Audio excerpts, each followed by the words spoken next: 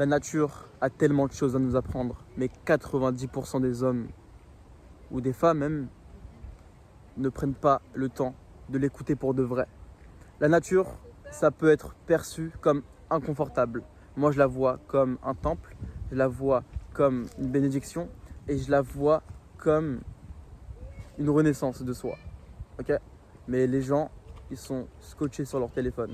C'est culotté de dire ça parce que je fais une vidéo avec mon téléphone pour que toi, tu fasses des actions dans ta vie, tu vois. Ok? Mais si tu prends le temps de juste, après la vidéo, tu te poses, t'écoutes ton cœur, pour de vrai. Pas juste j'écoute mon cœur, c'est j'écoute mon cœur. Je mets mon intention vers là. Je lui pose des questions. Je suis curieux avec la vie. Je veux découvrir des choses. Beaucoup plus que ce qu'on m'a dit en fait. Parce qu'on m'a dit un truc, une information. Mais qui t'assure que cette information, elle est vraie? Aujourd'hui, beaucoup de personnes vont croire à des choses qui sont fausses. C'est la société qui t'a mis ça.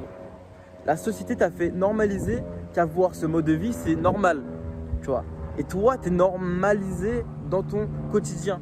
Mais si ton esprit voyait un peu plus grand que ta réalité en fait, vois plus grand, ouvre tout, sois plus clair avec toi, aux autres, et vois c'est quoi le problème pour résoudre le problème. Et en plus de ça, du coup, tu t'entraînes à être un entrepreneur parce que du coup, un entrepreneur, c'est quoi en réalité? C'est quelqu'un qui résout des problèmes. Pas que aussi, il y a des infopreneurs, bref, c'est mélangé. Mais là où je veux en venir, c'est que si tu te habitues à être un entrepreneur, à te mettre dans une identité de mec qui résout des problèmes, tu vas en résoudre beaucoup plus facilement à force de le faire.